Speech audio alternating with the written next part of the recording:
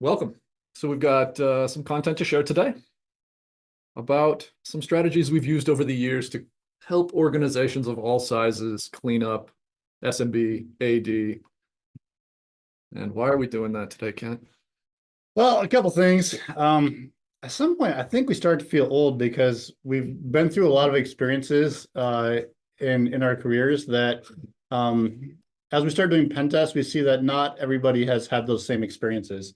And there's some interesting ones, and we're going to talk about a couple of those today and how they impact Active Directory and just some different strategies that we've used in the past that were successful, and we want to share them with you. Now, when we talk about these strategies today, they come from the experiences that we've had. They may not be the best. They may not, well, hopefully they're not the worst. But what we do know is that they've worked. They weren't easy, but they've worked. And we also don't see them happening very often. Because we're penetration testers, we get the opportunity to see a lot of different networks in a lot of different states, sometimes vulnerable states, sometimes really well-secured states. When we see that they're in vulnerable states, though, we see some things are common between them, and it kind of brings us back to those ages where we were going through those same processes to correct them in the past. So we wanted to talk a little bit about them. Yeah, we used to work for an MSP that provided some sort of security service. I don't know if you could call it a security service, but we definitely provided a lot of guidance to organizations of all cultural shapes, sizes, configurations, and it was interesting for sure to see all the different ways. I think we managed 50 or 60 unique domains. Yep. And so from an introduction perspective, you don't care about our certs, you don't care what we've done. But here we are. We used to work for an MSP and we got to see a lot of different AD domains. And now we get to see a lot of them from the inside in a very different perspective, from a risk perspective. So prior to that, I worked in education and also in finance. So also at an ISP. Some other stuff too. It doesn't matter. If you really want to know, go look us up. All right. So yeah, why this talk, Kent? Why this talk? Well, a couple things. Kind of talked about, we've seen a lot of different environments as penetration testers. We get the opportunity to do that, and we see them in different states. Very recently, I did a penetration test, an internal, and I saw kind of that same thing where the organization, you get in there and you realize that it's like, this is a legacy Active Directory environment. It like, you go in there and you can see SID histories, and I'm not going to get super technical, but SID histories just means that there was a domain and it got migrated into another domain and probably multiple more times. And that just harkens to this, like, it's a legacy environment, and legacy environments are hard to secure because you're carrying all that baggage with you. And we've been through this process before, and we kind of wanted to share what that experience is and do it in the light of talking about strategies on how to do it. So we see weekend TFS file shares, SMB file shares. Those are huge ones. If you've got a legacy network environment, you almost always have like the file server, and it's like a complete mess. It's not very often that we see it really well thought out. And when it is well thought out, it really stops some of the lateral movements we can make when we find data, especially like clear text creds. So with that, we're going to talk about our executive problem statement, because this really answers that last slide. It really does. And I think somebody asked the question earlier, and I really just want to point at that bottom bullet point here. Like, I feel like everything we do now has a $sign attached to it, where we want to go clean up file shares. Somebody's offering you services that cost you money and consulting fees. And, you know, do we have the right staff? No, you could probably hire that out to a third party. Oh, you want Active Directory improved? You're going to have to bring in some outside consultant firms to clean that up. You want better EDR products. Those are really expensive now. Even Defender doesn't really integrate well without extra costs. So I truly believe that, you know, finance, high finance, VC theories, they're just costing us money and really aren't getting the job done in a meaningful way. It really has been rare where I go into an organization that says, we spent a ton of money cleaning up our AD and our file shares and our cloud infrastructure, and we don't still do the same things that we do on all these tests. So anyway. Interestingly enough, we've dumped a lot of time into open source projects. So most of the tooling we talk about kind of at a high level today is going to be mostly open source, meaning not licensed. All right. And again, this isn't really a technical talk. It's probably not a, you know, even I would say like a basic technical talk. We're talking strategies that we've used over the years to help people clean things up, policy, procedure. So here we go. All right. So legacy environment, our file shares are a disaster. It's a, you know, you might not want to say that, but look at your file shares. Are they? Just so it was on a recent pen test, the organization had a legitimate file server. That's where all their data was stored. But then when you go scan their entire network for all the other workstations that also are sharing server or sharing files, they realized that they have a really big problem because it was being managed by multiple users rather than the IT department directly. So we're going to talk a little bit about what the cleanup of that could look like. And the next question there is, file share is being a mess. How do you even go about doing that? We need that strategy to really look at it. And of course, you should always ask, are you getting good advice, right? From this talk we're going to do today, you may leave here thinking, that's a really great idea. You may leave here thinking, yeah, we knew, or something else. And you know what? Give us that feedback. We'd love it. As for Finance Bros, like I said, we're going to be talking about some open source tooling a little bit. But so from a QA perspective, I'm going to ask you a question. Okay. Define legacy for us. What do you mean in Active Directory? What is legacy in Active Directory? Okay, so there's a couple different thoughts here. The first one is you open a new business, right? A large business needs Active Directory. So you've got a brand new installation of Active Directory, a new domain, it's GC promo, you've got a new forest. There you go. It's all new. At that point, you have to go through and harden a bunch of stuff because the defaults are not sufficient. But it'll work just fine as default. Add users, add computers. Yeah, that's Active Directory. That's good. It'll work. All right. So now let's think you have a organization that had developed something, maybe a product, and that company got acquired by another company. Well, in order for that acquisition to happen, they had to bring in this domain into this domain, create trust and back and forth. And eventually those users from the domain that was acquired was transferred into the parent domain, right? Now think about that happening 5 more times. And what you end up with is maybe 10, 15 different teams of IT departments in the past that all have some sort of legacy left inside that Active Directory domain where it was migrated. And that's just something that you don't have as forest trust everywhere, right? So when we're talking about legacy, we're thinking it's an Active Directory environment that's been around for a while, right? It's not had one sysadmin, it's not had one sysadmin team. It maybe has a legacy of 20 years of different careers, IT professionals that have been working in there at different skill levels, right? And the problem is, someday you might have a group that looks really important. You say, I don't know what that does. Or a service account that you may not know where it's running, or has logins and logs, but the password. Don't know what it is. Or maybe it's a login that you don't know what it's for, but everybody knows the password, but you can't change it because you don't know what'll break, right? That's that legacy environment that you're struggling with. Exceptions? Would you put exceptions on that list? Oh, I just tried to right arrow your slide. We have 6 computers next to us right now, so we'll get it here. So next up, go ahead and switch slides. Kent, why is my Active Directory an absolute mess? Okay, there's lots of reasons here. Take all of these lines. I want to say Active Directory is blank because it just works, okay? It's perceptive skill equalizer.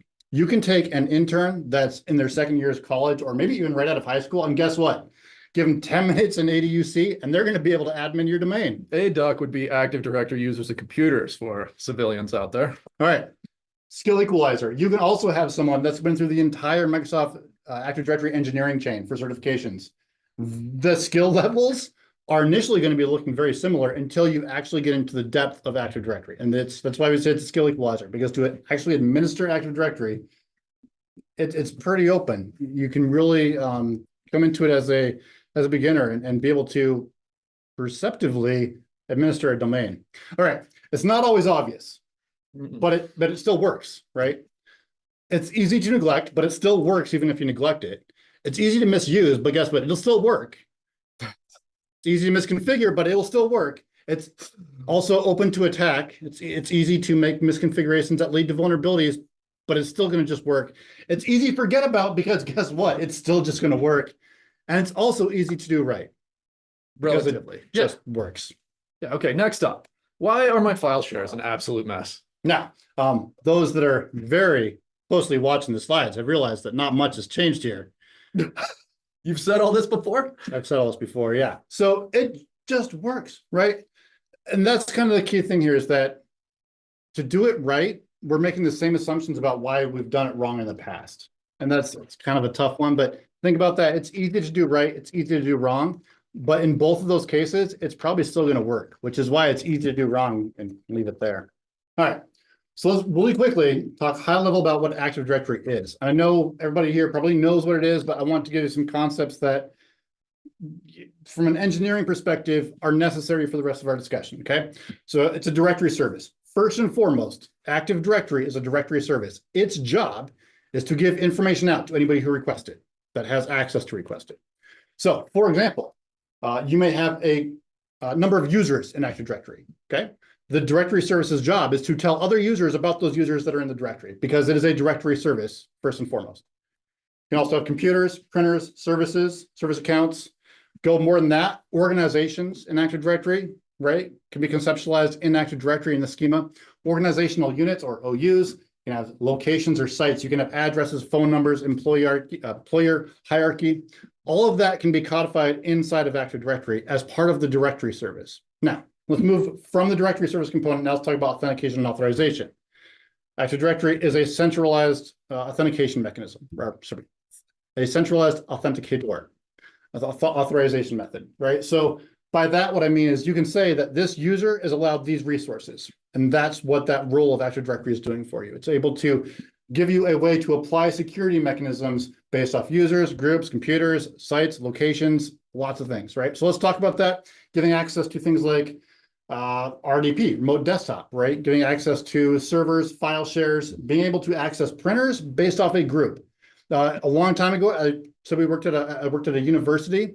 The CEO wanted to be able to email a group called all that would email everyone, right? But you don't want to give that permission to everybody, because that causes a complete headache. Everybody being able to email everyone, right? So what you do is you create a group called sec_all_distribution group _send. And now you put that one user in there, the CEO. And now you've been able to essentially use Active Directory's ability to be used as an authorization mechanism to be able to determine who can send email to that group. All right, next one, policy management. This is a tricky one, and we're not going to get into a whole lot in this talk, but just be aware, think group policy objects, right? So operating systems, application software, user settings, security settings, computer settings. The list goes on there. You can do a lot with Active Directory in terms of policy management. But now let's talk about what AD is not. It is not a password manager. First and foremost, it is a directory service, but you should not be storing passwords in Active Directory. You'd be surprised. You would be surprised. We still see it all the time. Not so much on brand new domains, but we still see it on legacy domains.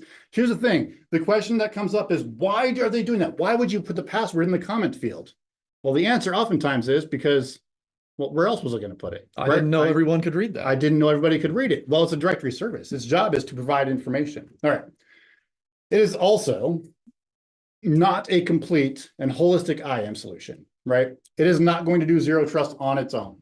It's almost there. It's a good authentication provider, but it's not the full IAM, right? It's not going to do biometrics for you yet. It'll get there probably, right? But the point is we're adding on tools to that to get the full IAM solution later on. All right, next one. It is not a complete, the wrong bit there. Identity, yes.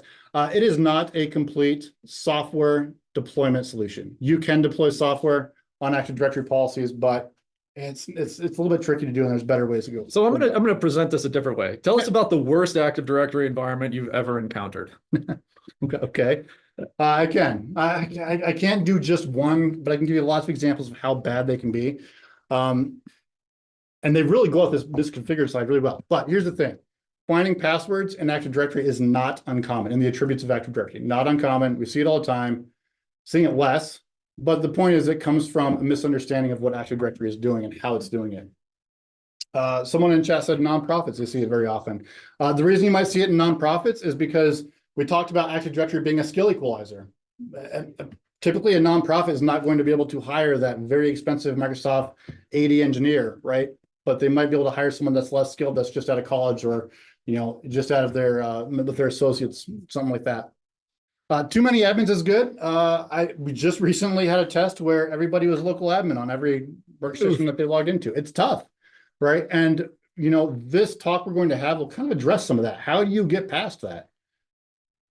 The execs, I just had a conversation with a customer about the excessive admins. And the question they asked was, would you repeat this in a debrief with our executive team, please? No, absolutely. Bring us in. Every exception you make is a risk that you accept from a security perspective. It's a real challenge. When we go to Active Directory, there's 10,000 objects and 1,100 accounts have password never expires. Some of the accounts we looked at were 15 years old. So we can guarantee that if we can get a hold of credential material, some of those passwords are going to crack. They're guessable. They're weak. The exceptions are a disaster. We might see that a customer has 90-day password expiration. Great. But then we find out that their service accounts are completely exempted. And then you find out that the service account had a recent login, but the password was last changed 15 years ago. Well, I can guarantee you that password 15 years ago is not long, right? It's going to be something that can probably be guessed. Legacy. Right. Sounds like legacy. It does sound like legacy. File 6, everybody has a file share. They always called it like file 1, then we replaced file 1, file 2, we created a DNS alias, so it keeps on going. Eventually you get to file 6, but you could type in file 5, it will still work. Everyone with read write, it's kind of scary. And the big headache on SMB file shares is because they're easy, and if you give local admin, anyone can set it up. And the easiest way to set up permissions to make sure that you're going to get the job done is to give everyone full control. And as soon as you do that, guess what? It works. It's going to work, but it's going to be a huge security hole. You definitely don't want anybody to get loose in an environment like that. And so how about this next one? How about misplaced PKI subject matter expert? Somebody deployed it 10 years ago, and where is it now? Yeah, talking about ADCS. You know what? I actually, recent engagement on a file share with full control on a file share. They had the certificate authorities authentication certificate sitting in the file share with full control. So we just take it and then use that to assign another certificate as anybody on the domain. All right, stale objects.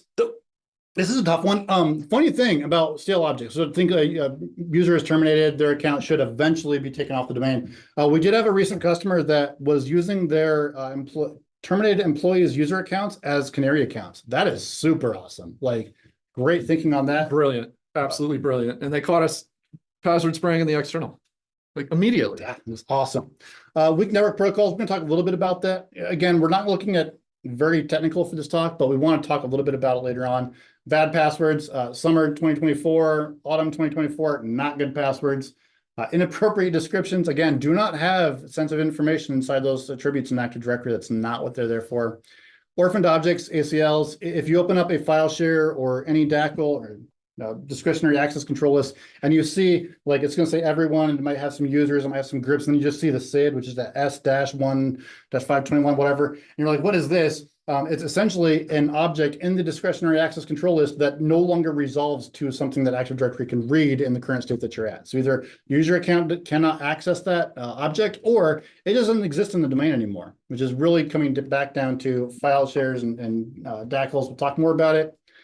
No honey accounts. Let's talk that again. Using those stale accounts as honey accounts. Yeah, that was so good. Unsupported operating systems, of course, tough. All right, the other side of that. Tell me about a really tough test you had because it was brilliantly configured. You missed one, the top one. Not enough groups. Not enough groups. Yes. Good if your organization has more groups than users, it's okay. It is definitely okay. We're going to tell you why in a minute. All right, just enough groups. That is not too few and not too many. Just right. Just enough. And we'll tell you how to get there. The appropriate number of admins. How many appropriate number of schema admins are there? Zero. Zero. Enterprise. Yes. How about enterprise admins? How many should you have on a daily basis? One that is not logged into. It's on anything, anywhere. Safety deposit box. and bear in mind, if you have one forest and one domain in your forest, the enterprise admin is just a domain admin. They can create new domains in the forest, but essentially that enterprise admin is just a domain admin if you have one forest and one domain in that with no trust. All right. Minimal documented exceptions. I guess minimal and documented exceptions. This is different than minimal and undocumented exceptions, because if you have undocumented exceptions, they're exceptions to the exceptions and they're not minimal. We accept that we have a domain admin that runs as an SPN. It's the only option we have for this particular chunk of software. That is acceptable, assuming you have either fine-grained password policies that force your DAs to exceptionally long passwords, or some other mechanism to make sure that the recovery of that domain admin's Kerberos hash is really difficult to crack. Okay, PKI, to give you a bad example, the good example is that you've gone through the entire configuration and it looks good and it's not in an insecure manner. Regular Plumhound and Bloodhound. So years ago, we did a talk about red team tools for the blue team, where we talked about Bloodhound and Plumhound. We're going to talk a little bit about that today and how it can be used. We're also going to be talking about strong relationships. Now, you might be thinking, oh yeah, relationships like in Bloodhound. No, we're talking about interdepartmental relationships. Yeah, that's what we're going to be talking about today. We're also going to be talking a little bit about bash and domains and how you might be able to use them in your environment. SMA, okay, standalone managed service accounts and group managed service accounts, as well as fine-grained password policies. And password filterless. So, autumn 2024 should not be allowed, even if it's technically the correct number of characters and complexity. So we want a really nice Active Directory environment that's clean, wholesome, and family friendly.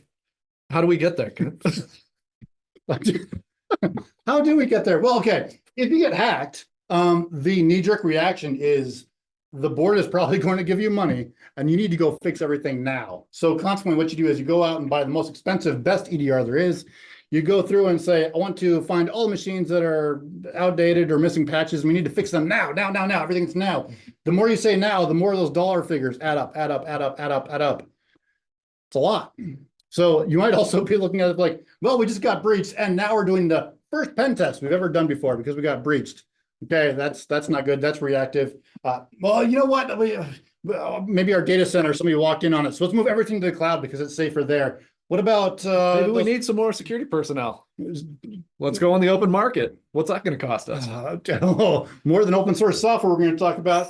All right, let's talk about backups. We need backups, more backups. Backup absolutely everything. It doesn't matter if it's critical or not. It has to be cold storage. Where do we put that? We don't have great data governance. So what we'll do instead is we'll just back everything up without regard to what the data actually is. That way, if it ever gets hacked, we still got it. Kind of a foreshadow there to data rot. No. Okay. It's a lot. It's a lot of what you could do, and it all costs lots of money. Let's talk about, instead of being reactive to getting breached, talk a little bit more about how you can be proactive about this. And you can slow down a little bit. You're kind of running a little hot today. It's all right. Take a deep breath. Drink too much coffee. No. It's good. It's good.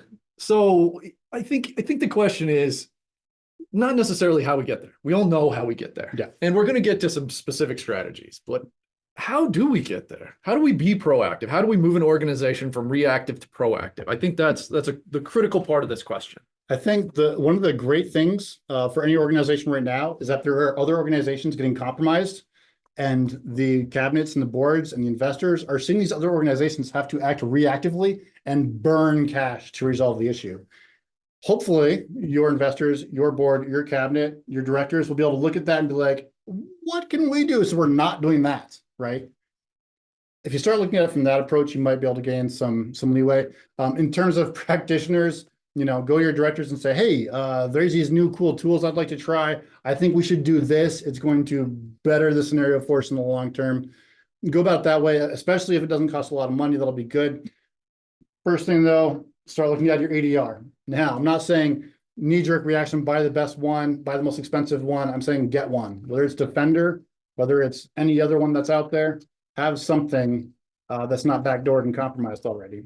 I'm going to ask ChatGPT right now how we would move an organization from being reactive to being proactive. So keep going. You're doing great. This is awesome. I'm just curious. Will have to spend money. You will have to spend time and resources. You will need to allocate resources. There's no way around that. The fact that you're here today, guess what? You're spending your employer's money, and that's okay because hopefully you're learning something. All right, we're going to talk about some inventory programs, right? Upgrade your network maps. Go through, and it's going to take time for someone to go through and have an actual map that says this cable plugs into this switch and it's on this VLAN. You need to have that. If you don't have that, get someone to do it for you. Might be a great opportunity for an intern. I don't know. Regular pen testing, not the first time after you got breached. Regular pen testing, whether it's once a year, once a quarter, whatever, do penetration testing. If it's not feasible for you to do it externally, do it internally, right? You get a Nessus license is, I don't know, it's like $3,000 to use internally. If you don't want to do that, there are open source vulnerability scanners as well. Start somewhere, right? And then if you need that external validation, you can get your penetration testing with third-party attestation. Data governance and compliance, right? Start thinking about that. Start thinking about what data does our business generate and where does it all live? And how do we know it's secure? Start thinking about audit reviews of file shares. This is a tough one, really tough, actually. That's what we're going to spend the majority of this talk about once we get into strategies. But think about that. How do we find all those file shares and what is all that data? I'm going to mention this out loud and just to answer a question that's been asked. So what is the best method from your perspective, Kent, on identifying the entire exposure of file shares on a domain? What tools do you use for that? So most recently, I've been using Snaffler. It's open source and pretty solid. It takes forever to run because you're essentially reading every file or every file that meets a certain criteria. It is massive. That said, it's going to give you a really good picture. At very least, it's going to give you an idea where there's some sensitive information at. It does some data classification. There are other commercial products. I mean, Microsoft has one in their compliance packages that goes out and reads your file shares and tells you what's in it, automatically classifies it, but it's also going to cost more. So from that perspective, yeah, there's options. I use Snaffler. You could do it in PowerShell, right? You're essentially going to look at SMB file shares and then generate a list of what those folders are. Yeah, the one I like to use from a defensive perspective is Power Hunt shares. And that's another one of NetSpy's tools, which is awesome. So Kent, you mentioned PowerShell. Guess what? It's a PowerShell tool that does DFS discovery similar to Snaffler, where it reaches out to the domain and says, hey, all of my, is it dynamic or distributed file shares that should be registered in AD once you enable a file share. I think it's an automatic registration. Yep, Snaffler does the same thing, reaches out and says, hey, can I get all the DFS shares, and then starts that spidering process across your domain. So Power Hunt shares gives you a nice HTML output. I'm about to post a link to that too. Once you've got some idea what your data is, what the data is that you generate and what's important, you can then start talking about strategic backups. You don't need to back up everything, but you do need to be very strategic about what you are backing up and make sure that your critical data is backed up. So let's talk about SMB file shares for a little bit. And to preempt that, we need to go on a date. And that date is between the Information Security Department and HR. And if you have not done this in your organization, it's time. It's time. It's definitely time. Relationships are so important. So when we went through and essentially re-engineered a pretty large organization to help them fix this issue that they had, it very quickly became evident that a lot of the issues stemmed from things like the Information Security Department not knowing when an employee was terminated, so their account would live on forever. Or you might find data that you don't even know what it is, let alone who owns it. You might not have a full picture of who's being hired, whose job titles are transitioning, who the supervisor of an employee is who can deal with policy enforcement. Well, there's one group that has almost all of that, and that is human resources. If they don't, guess what? You can push them a little bit because they do, and it's kind of their job. But be nice when you do it, because it is a date. If you were to take with the screenshot we have here, there are some things that information security needs from human resources, and there's some overlap with what they have. We talk about the recruitment process, employee training, essentially workforce management, and then we talk about access governance. We want those to be linked. We want when someone is a new employee that they have the correct amount of access to do their job initially, and then maybe more later on. And then that plays into security policies, right? Who is going to help you enforce security policies? Well, it's probably not the supervisor of a certain department. It's more than likely going to be HR. Have a good relationship with them. And then also bear in mind that human resources has one really common thing in terms with information security, and that's risk management. We're both heavily invested in risk management. Now, one thing that human resources is going to be best at is interdepartmental collaboration. They're going to be able to facilitate any meeting with anybody in the organization that you need, so that when you come up with this data and you don't know what it is, they'll be able to say, hey, let's go work through these department leads and figure out who maybe owns that data. If you were going to draw a heart on this, inside the heart of the Venn diagram would be support and trust, right? You need support and trust between InfoSec and HR. And it's a really challenging thing to build if you don't have it already. Thus blind dating, being nice, asking, hey, we're looking to implement some new changes. We want things to improve here and we need your help. And the commonality there is risk management. You're both invested in risk management. You can both talk that language and really be close on it. So let's talk a little bit more about those things I talked about in terms of like a little bit more technical, right? HR, they have an understanding of what the business operations are, right? They may not be the business development team. They may not be continuity, but they have an understanding of what the business does. Even if the InfoSec team is really honed in on information security, they may not have the big picture of how everything operates, but HR does. Go talk to them about it, right? They're going to have the org charts. Some organizations are completely flat, some are matrixed, some are the traditional hierarchy that flows down, right? HR will help you figure out who is reporting to who. Department point of contacts, right? So if you end up with a file server on a file share on a server, you can figure out based off your point of contacts maybe what that data is about. They want to be able to give you a list of job functions and job descriptions. Why is that important? I'm going to talk a lot about that in a little bit. We're going to help you figure out what the geographic map looks like, because all this information gets consumed in a way to really create a strategy for resolving some of the legacy environments we have. Of course, employment notifications, hiring, terminations, so on and so forth. Let's keep going. Relationships is the biggest piece here. You really can't have a strong InfoSec team that is unaware of what's going on in the other parts of the business. Those relationships are hugely important. All right. Organizational support, Jordan mentioned it. Have that heart with talking about support for the business, risk management. So yeah, the theory here being one of the strategies is each of these bullet points, right? You want to improve security, you're going to have to work with the other groups. Compliance is a great argument for a lot of companies. Hey, I'm with IT and I hear we're subject to some form of compliance. Almost every organization is, whether it's PCI, HIPAA, SOX, you name it. Compliance is a great argument to move toward a proactive security environment. Another one, a cleaner Active Directory could save you money. Oh, let's talk about that. When we started that university a long time ago, we worked in the help desk. Help desk had like a certain number of tickets, and at the time, the organization was hiring a lot of people. So essentially what would happen is a new person would come on, they get some groups added to their account for security, and then later on, they have to call in to get more access and more access and more access, and it becomes repetitive. To get a person like fully onboarded with the access they need might take 15 service requests. What if I could tell you it'd be maybe 1 or 2? It's going to be when they hired, they get limited access to their job functions that they need. And then when they're fully onboarded and they're fully trained, they get the access, everything that they need to do for their job and not more, right? So that took that 10 service requests down to 2. And then what you're no longer having to manage, well, this person needs access to this resource. You never have to manage that anymore, because now you get to manage it on the perspective of this job function needs access to this resource. If you look at it from that perspective, you're not violating least privilege, right? Because you're talking about job functions rather than individuals. And there is some caveats there, right? You will have exceptions where Bob in accounting, for some reason, is working on an aircraft and he needs access to a door in the warehouse, right? I don't know. Those things happen.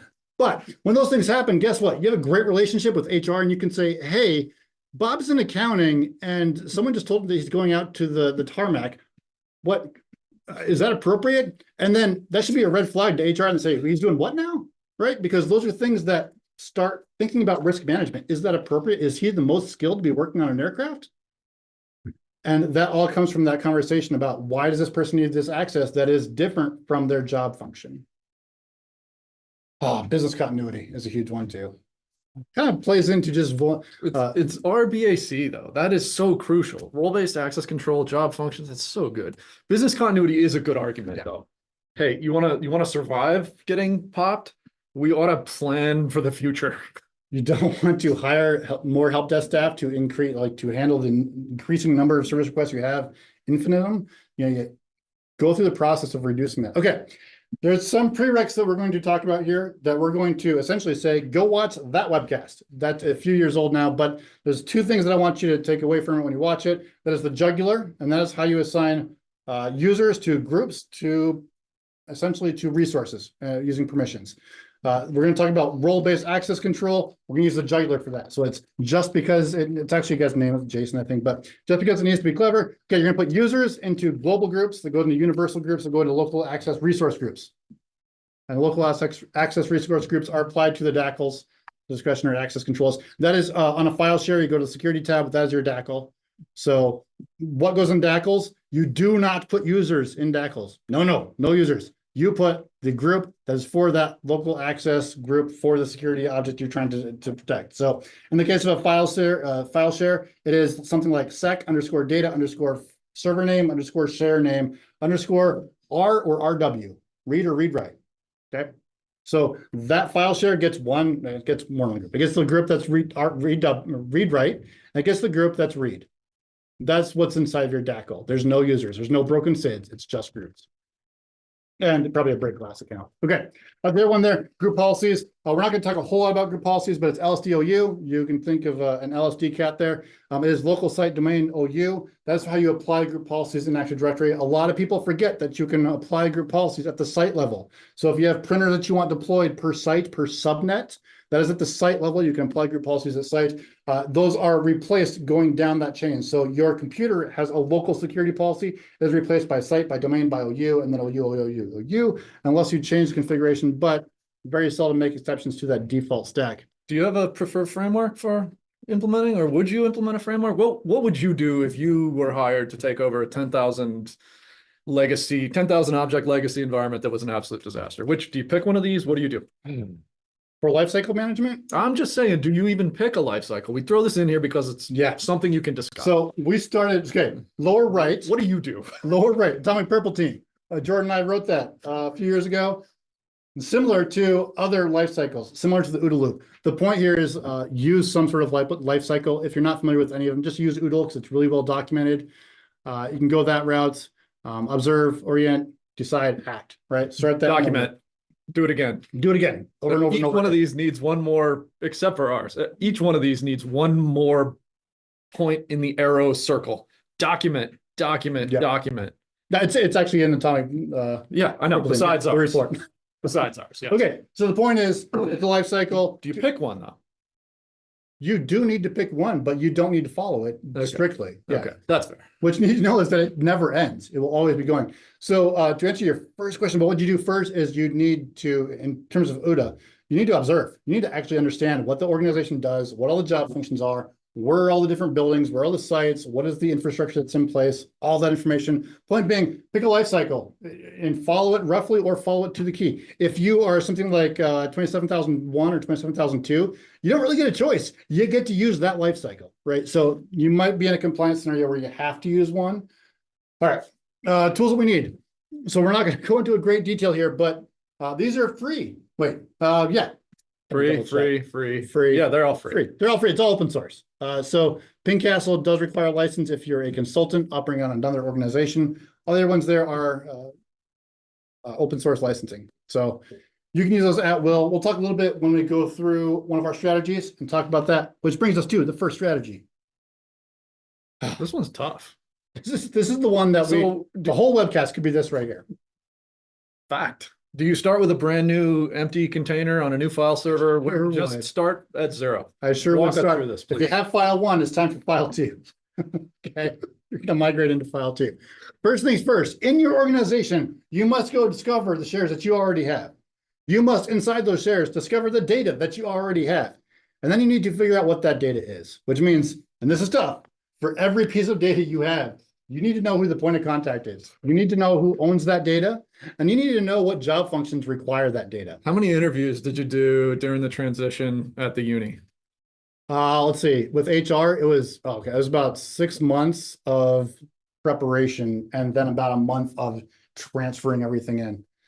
And it was not just meetings with HR. It was meetings with HR to say, go meet with this team, go do this. It'd be something like HR says, we don't really know what this job function is, so we can't really tell you what they do. So will you help us and go do an interview with them? And we do that, right? So we ended up helping HR in that process, which is a good relationship. Built a really good relationship. Yes. Built a working relationship. Hey, do you want to go out and have food after work kind of relationship? I come to think, I wonder how many flights I took because of that project. Anyway, you don't have to take flights for that. Now we can use Zoom calls, we can use Teams, whatever. But the point is, you need to have those conversations. You need to discover your shares, discover the data, analyze the data, figure out what it is. Are there critics creds there? Are they backups? Are they SQL servers? Are they SQL shares? People's tax returns? Are people storing MP3s in your network? Is it? Yeah, if you have MP3s, it's a discussion. Is this appropriate? Maybe it's not. If you see family photos, tread carefully, but you do need to note that and think, what did we talk here? That's why HR is a great relationship to have. All right, phase 2. Define those roles. So you're working with HR, you're figuring out who the job functions are, and now you need to start meshing that data together. We have this type of data, and we have these job functions. Who needs access to this data? Who needs the ability to write? Who needs the ability to read? You should not have a scenario where everyone can write everything, right? Yeah, you don't want that. You really want to keep away from file shares having everyone read write. You don't want that. You don't really want everyone being able to read. All right, so then you're going to implement the access structure. So in that slide deck I told you, the webcast, I told you that was a prereq. We talk about naming conventions. Doesn't really matter what you use, but you have to use one. I said for a security group, sec underscore file share underscore the file server underscore the share underscore some context to what that share is, underscore R and RW, right? That is a massive, long security group. But guess what? No matter who is in the help desk, no matter if it is their first day or what, they'll be able to look at that security group and they will know what it does. And they won't have to look at the description to figure it out. I believe an example you used to give was East region accounting. Yes. Day one, somebody drops into a new group. Okay, so yes, this is all kind of contingent on the other piece of this. When we define roles, we're going through and we're creating groups, right? So in the jugular, we had like just because it needed a J, right? And then users, and then we had groups, we had global groups. The users were in global groups. Now, if you have Exchange on-prem, you can't use global groups. You need to use universal groups. It's not worth getting into now. Watch the other webcast. The point here being is that you've got these linked. You should not have any resources inside of global groups that are assigned. You want global groups to have users as members. You want global groups to be members of domain local groups, and domain local groups are the ones that are actually applied to resources that you want to secure. Okay, so say you have an accounting firm and they have 4 locations.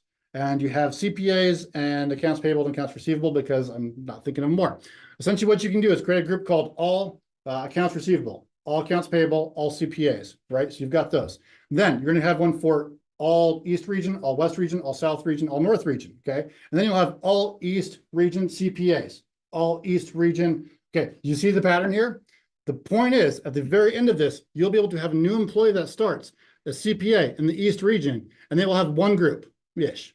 Well, that one group will be the East region CPA. That's it. Because you will nest all those groups all the way down. At the very end, the very bottom of that group nesting structure are domain local groups that give that job function way up there access to the resources they need. And the cool part is, if you're on Exchange, on-prem, or if you're Azure AD, you can now go and look at it from the perspective of, I want to email all the CPAs in the West region. Well, guess what? You send an email to all West region CPAs, or you type an email to all CPAs, or all West region, or all, right? Because now you have these defined.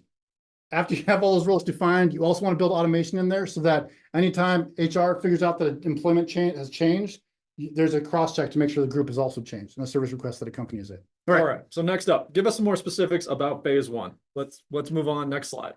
Next slide. Okay, let's talk more about phase 1. Okay, we're going to create that new file server, and we're going to start using that as kind of a temporary place. But to do that, we need to know where those shares exist. Power Hunt shares, it's a great opportunity there. You're going to analyze the existing permissions that are there, because when you go through that data, you're going to analyze and classify the types of data. There are some context clues about what that data is. If you look into it, you're going to say, oh, this data has an owner of bill and accounting. Well, that's a context clue that you might be able to go ask Bill and say, what is this data, right? Do I need it? Is it necessary? Give some context clues for it. When you go through and classify the data, you can use Snaffler for that. Again, Snaffler is going to essentially read the data and determine if there's sensitive information in it. It's going to use a bunch of regex strings to do it. And then, one thing I want to add here, one of the findings I write up occasionally when I spend time with a customer, get to know them, get to know their infrastructure, and say things like, hey, I used Snaffler to find all this chaos in your file shares. They say, we would like to use that. Is that how do we do that? And then we can add findings like, hey, maybe your blue team should have access to some of our red team tooling, and thus Snaffler being a great opportunity. And if you're wondering how to do that, we've got a webcast about blue teams using red tools. All right, moving on. A little bit more. Phase 2. What do we do? Well, we need to know about those rules, right? So when we go back to HR, and HR is going to at some point say, no, we don't really know. We've just let the departments handle that, which means you now need to reach out and have those relationships with those other departments. You're going to create role-based user groups. You're going to create a logical file search structure, probably based off either job function or department function, something along those lines, maybe business function, organizational unit function, something that makes sense. But the end point here is that you be able to look at a file share and know potentially whose data it is and what it is. You create share-based, data-based security groups. That's when we create that sec underscore file share underscore the file server underscore the share underscore the folder, read write. Create all those, and then we're going to start applying those roles those groups to the roles at the very lowest level that we can, so that if there's a group as file share that everybody actually does need read access to, you're giving that DACA will have one entry and it's all. Or if it's CPAs, you can do all CPAs, right? So the point is those groups, that nesting of groups is really important for that structure. All right, phase 3, plan that migration. Change management? Change management's in here. Yeah, this is probably this is not the most time consuming portion of this. The most time consuming portion is finding your data and then understanding your organization thoroughly that you can build this new structure for it. Okay, next question to ask after you start migrating that data is you need to go back to HR and say, okay, we need that automation so that when an employee's job changes, we're notified. And that can be a daily thing. Essentially at the university that we worked at, HR every day gave us a list of gave us employees with their job title, and we cross-reference that to those groups. The other thing is for terminations, we struggle with terminations because someone would be terminated at a site and HR would like not find out for some reason, but payroll knew because they were no longer getting paid. So we worked with the payroll department. And payroll, what we did is we added the employee ID to one of the attributes in the Active Directory, we secured it, and then we went back and we got a list of everybody that got paid for the payroll cycle. If someone didn't get paid, their account was disabled automatically. Now, from that perspective, that means that we were no more than 2 weeks out from having an account disabled that was terminated. Oh, by the way, because of that, anytime that actually happened, we told HR, and HR said, wait, they were what? How did we not know about that?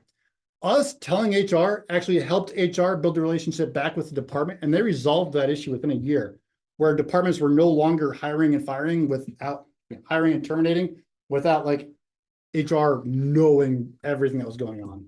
What do you do for hybrid roles? Well, just one more question there. Oh yeah. What if I'm an accountant and legal counsel? Great, you get 2 groups. And that's it? That's it. Well, that sounds easy. Yeah. That was easy. 2 groups instead of 1. Wow. All right. That was a strategy for handling your file shares. Reconstruction Reconstruction of file shares.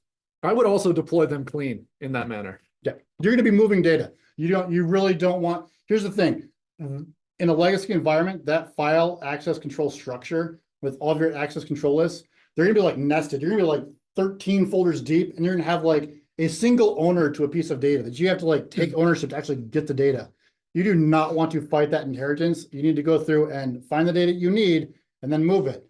And what you can do is once you have a good idea that you've got all the data that the business needs, you can start removing access. And then when someone complains, you get the opportunity to say, what was that data you were like needing access to? 12 minutes, 5 slides. All right.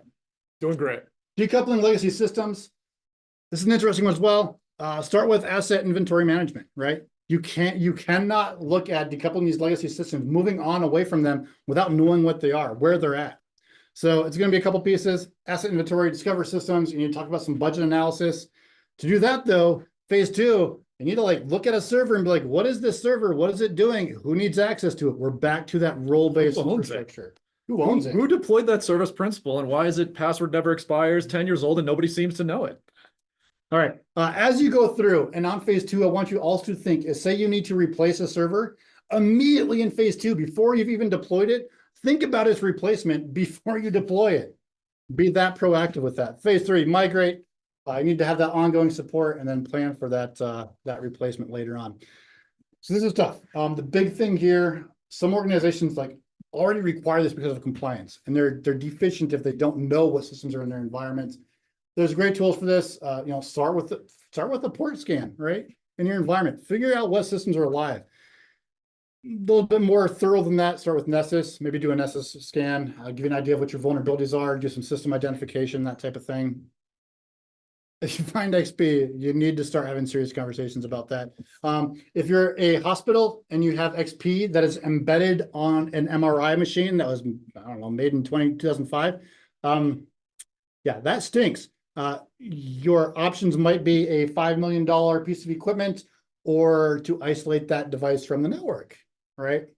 The reality of it is, at this point, you've probably already depreciated that enough to the point that you can justify $5 million. But yeah, I think one of the things I'm trying to get here, we do get to some solutions in the next couple slides, but what do you do in the medical field when your MRI machine was validated on an OS 12 years ago, but that's all you've got? How do you handle that? I mean, you mentioned network segmentation, but if we've got a conveyor belt that's running in a warehouse on an XP system with a front end UI that I can't do anything about, what do we do?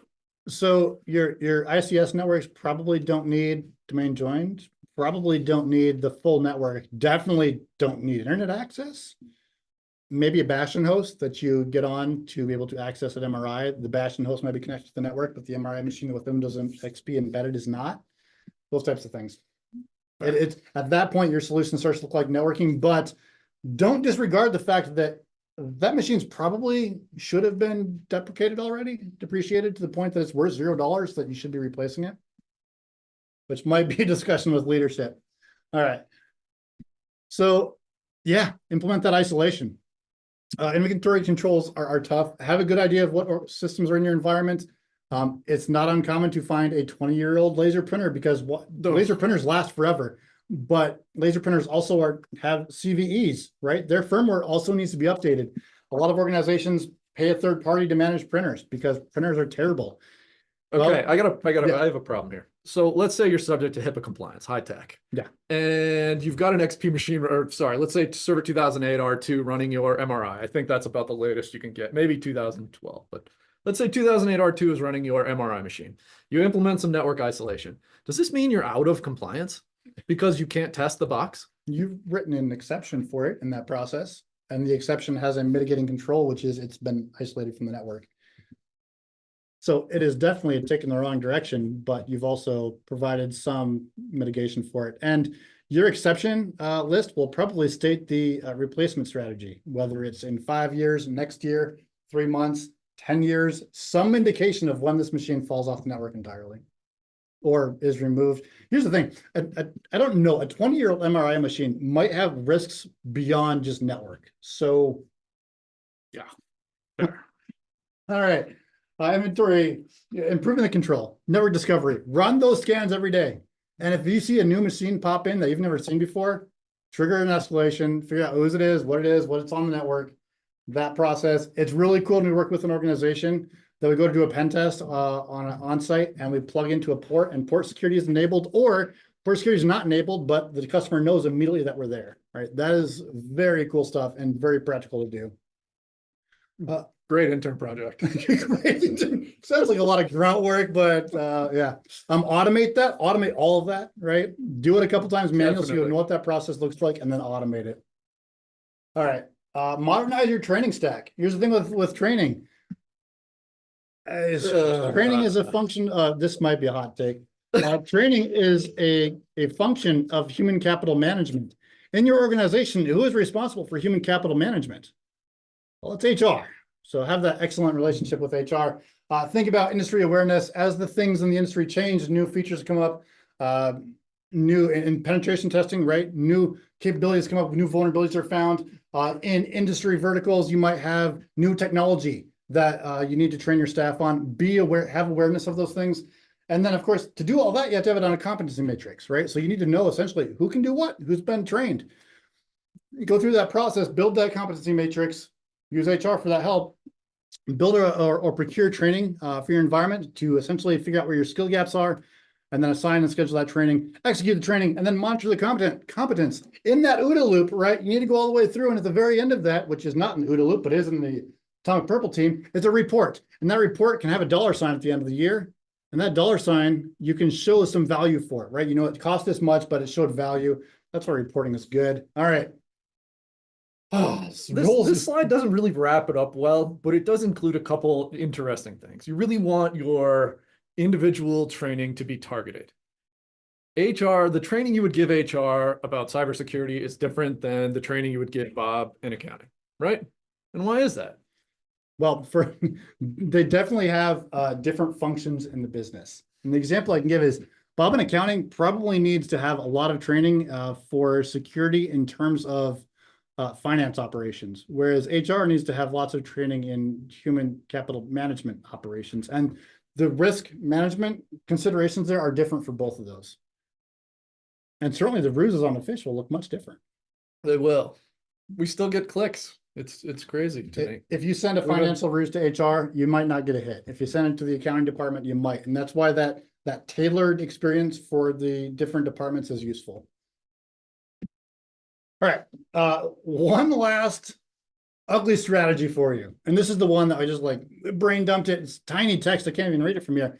How do you handle AD vulnerabilities in a legacy environment? Now, first off, you got to know what they are. So we're going to do that Nessus vulnerability scan, but not stop there. We're also going to run Pingcast. We're going to use Bloodhound. We're going to use Plumhound. We're going to use GPO-XAR. If you're not familiar with that, Google it. It's a great tool. Beautiful. It goes through and analyzes all of your group policies. And a lot of people don't know, but the way you deploy group policies can be misconfigured and in vulnerable states. GPO-XAR is a great way of analyzing that. Testimo is a great opportunity as well, a great tool that will go through and look at your Active Directory deployment from an engineering perspective and make sure everything is kind of aligned with good practices there. Certify, we're going to be looking at your ADCS environments because we're still seeing ADS all the time. Look here in the screenshot in the lower, right in the center, you've got an ADCS template here. Essentially, we've got a template that says all domain computers can create its authentication certificate for any user in the environment, including domain admins. Certify will help you find that. Up here, we've got this. This is actually from Pingcast, but can be done in Bloodhound, can be done in Bloodhound and Plumhound. Right here, you've got backup operators. Well, because of the way ADC or delegations are set up, everyone ends up being a backup operator if they have the ability or has the ability to delegate themselves or some other mechanism in an ADCS, sorry, in a DACL that gave them delegation to do that. Maybe they changed the password of a backup operator, for example. Tell us which screenshot is which here. So top left is Pingcastle. This is a Pingcastle. You'll see the same thing in Bloodhound represented differently. Plumhound represented very similarly. This is Certify in the center. This is Testimo. And this one here is, this is actually Active Directory Explorer. And I just went in and I said, find all the user or all the accounts with a description that contained password. And that's a really quick way to find if one of those descriptions contains a password potentially. Okay, so there was a couple questions. Jason, would you mind jumping on and talking about, there were two that I think are really good and we have time still in the webcast. Did you catch those? I think I used the word flag. Go ahead and answer them. A lot of chatter. Yeah. One of them was regarding tiering. So if somebody wants to ask that again, or if somebody can find that, I didn't capture them well, but there were two really good questions in here. Yeah, a lot of stuff went by real quick. Before anyone needs to leave, if you did not check in for Hackett for the webcast today, please do so in the chat. Just say the word Hackett or use the sticker. We'll get you. It's a manual process. We already tagged like 300 or 400 people. So feel free to do that. And then one other thing, not to blow up the chat, but if you teach cybersecurity to anyone, high school or college or higher ed, or you teach it internally at your organization, please put the word educator into the chat in Discord, and we will give you access to a special channel inside Discord. This only counts inside Discord, so everyone that's doing it right now inside Zoom, it does not count. It counts inside Discord because inside Discord is the community where everything is. And so inside Discord, please put the word Hackett. If you're not in Discord, you can always do it right after the webcast is over. Why do we do it in Discord? Because that is the way that we capture it. That's where community is built, and that's where you can answer each other's questions. And this is our way of breaking the ice so that now that you've actually posted once, you feel more comfortable and free to post and work with others. All right. So it looks like the question came back says, where do you start with account tiering without breaking your environment? Well, part of that discovery process is working with HR. Your account tiering is probably going to be role-based. That's how we designed it when we went through our environment. And to do that, we had to have a thorough knowledge of every job description, of every job function, every job title. And not just that, but because there were so many sites at the organization we worked for, there was similarities. Fortunately, Site East and Site West looked exactly the same. So it wasn't too bad. Didn't you script some of that group creation? Oh, absolutely. Do I admit that I did it all in Excel? Because Excel is awesome. You could use a for loop, or you could just use Excel. Absolutely used Excel with bash scripts. That is brilliant. Yes. Okay, so I got another one. We have loads of issues with nested groups through years and years of legacy. Any advice on how to best approach that? Oh my gosh. Okay, so at the university, we had a developer that wrote us a tool. And I tried to go back to the university about 10 years later and said, I want that tool. I'll pay you for it. And then I went back to the developer and he said, yeah, I ditched that code years ago. I don't even know if it exists anymore. We called it Add It. And essentially what it was is you could select a user and it would give you the list of groups, like unwound groups, right? And if you're thinking, this sounds like Bloodhound. Yeah, it is very similar. Unwound groups inside of this tool. And then it would also go through and highlight any duplicate that came from unwinding. So what he essentially was able to do is give you the ability to look at a group or a user and figure out where you had overlap and start mitigating that because you did not want overlap. You do the same thing in Bloodhound, and that's probably where I would start because that tool doesn't exist right now. Get your Bloodhound data going and then go into a search for a specific user account and then just unwind all of the groups and start there. That's where I'd start. The next thing would probably be to look at Plumhound. We'll give you, you could write your own Cypher queries to kind of help you with that, but you need a big picture of where that is. The great news, the end story of this design is it's a big tree and every group is inside that big tree, right? What you're talking about right now is you probably have groups that are not attached to anything else. They're not related to anything. They're just all out there everywhere. That's a little bit more tough. But when you look at any security group in your environment, you want to be able to pinpoint that down to a job function or a set of job functions. Okay, how would you figure out what all those rando floating orphaned groups do? Well, hopefully in your legacy environment, you have some idea of what the permission was. Of course, the nuclear option is to remove users and see who complains. That's a sketchy one, especially if they're service accounts. But going through the process, I would look at the users that are members of that group and then start looking at where those users log in at. And that will hopefully give you some idea. If it's a file share group, that user will be logging into a file share. You'll see event IDs for logons. It won't correlate to the group, but it will be able to give you an idea where that user is logging in. And hopefully you'll be able to kind of pull the metadata out that way. It's not easy. And that's why going forward, have naming conventions that matter a lot. Jason, you're up. All right, Take it so away. we are at time. So Kent, if you were to sum up everything today, and Jordan, I have a very specific question for you. So Kent, if you could sum up everything today in one final thought, what would it be? You need great relationships in information security with all departments, especially human resources, because they're the ones that are going to drive the entire engineering schema to make life easier in terms of fixing legacy environments.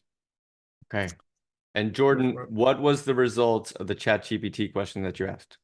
Oh, that's brilliant. Absolutely. So I'll give you the 10 bullet points. I asked ChatGPT, how do we help our organization move from being reactive to proactive? Develop a cybersecurity first culture. So training and awareness, security champions, and incentivize vigilance, right? Call out the people who are doing a good job identifying risks, people who support you, build from there. Implement advanced threat detection and monitoring. Very common, right? Work on your SIM and get better over time. Focus on regular risk assessments, vulnerability management. So you're going to have to bring in a third-party firm sometimes to get those words you say all the time into the boardroom. The boardroom isn't going to hear someone that works for their company constantly creating friction. Bring in a third-party firm and we'll tell them for you or on your behalf. Adopt a zero trust architecture. The world is going to move this way eventually, where I come in and authenticate to a service, and that service is what I get access to, period, across the board, end of story. That's it. Zero trust. Enhance incident response drills. Enhance incident response plans and drills. What does IR look like to you? What happens if all of your systems go offline? Do you have cold storage?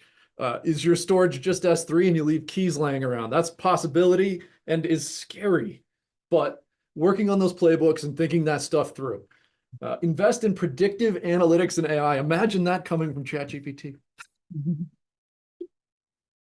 Establish a cybersecurity maturity framework. This is one of those things that Kent and I are talking about. Atomic purple teaming, OODA, something where you can iteratively work through these risks that are identified in your organization and get better over time. I just want to say, I thought we were going to go the whole webcast without saying AI. Yeah, I know. We came so close.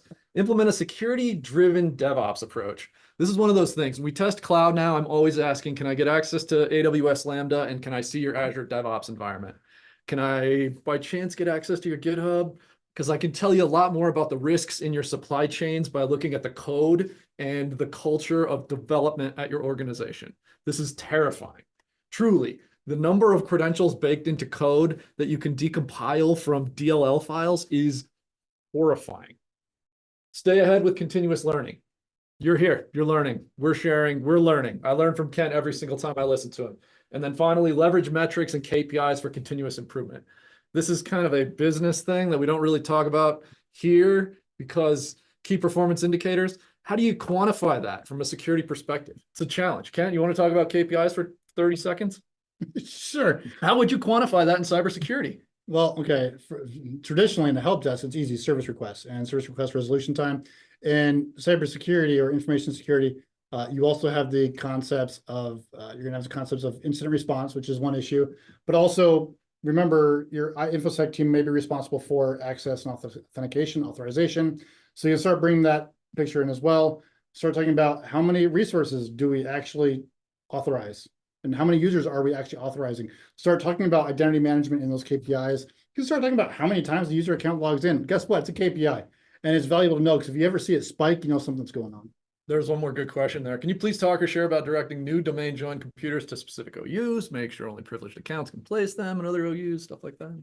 This is the MSDS machine account quota and privilege delegation. Set your machine account quota to 0. You should be able to, we'll find a resource for you. Then you'll also want to go through and create a security group called, I don't know, helpdesk_AD_computer joiners, something along those lines. And then you're going to put a job functional group inside of that group. And basically everybody that has that job function now has the ability to join a domain. Users, every user, domain user should not be joining computers. That might be a struggle if you have a new site and you have to go deploy 2,000 computers, maybe something like pixie booting, automating it, but don't send Bob in accounting to go domain join computers. And then when you do create your OU structure, you'll have an OU that has a really restrictive policy set on it. And the only place that users can create computer accounts is inside that OU. Everything else has no delegation for for computer accounts, meaning that a computer account must be created in that OU and then moved to the OU that it should actually live in. All right. One more. Someone in chat said, a lot of this sounds like ITIL. And I'm like, yeah, it does. Come on, tell us what it is. What's ITIL? Don't leave me hanging. Go look it up. The point is that a lot of this is already documented everywhere. It's just not really consumable very quickly. And we wanted to talk about some of the experiences we've had and some strategies that worked for us. So yes, if it looks like it's a life cycle, if it looks like it's ITIL, yeah, it is. Hey, if you want more of that, we also teach classes. One directly about defending Active Directory, the other about attacking Active Directory and catching the attacks. Jason, it's all you. Okay. All right, everyone. Thank you so much for joining us. Next week, we have Kirsten and James coming in to talk about a new tool that they created in the SOC. So we have a SOC. They created this tool. It's going to help a lot of organizations. And so come back next week. And then the week after that, we got Kevin. And the week after that, we got Matthew. And the week after that, we got Wallace Hacking Fest. So come back each week, check in for Hackett. We'll send you rewards when you hit 10, 20, 30, 40, and 50. If you're an educator, I'm going to reach out to you after this inside Discord because we have a special thing for you. And that's it. Like, thank you for being a part of this community. Thank you for showing up to learn something new. And Kent and Jordan, thank you for sharing your knowledge here today. If you ever need a pen test, red team, threat hunt, active SOC, anti-SOC, you know where to find us. We try to make our webcasts as educational as humanly possible with almost no self-promotion whatsoever. And so hopefully you enjoyed today and you'll come back in the future. Deb and everyone else, thank you so much for joining us for pre-show banter and others. Ryan, it's your one and only job. Kill it with fire, Ryan. Happy birthday, Jason. Happy birthday. Kill it, Ryan. Kill it. You did. I killed it. Nope, we're still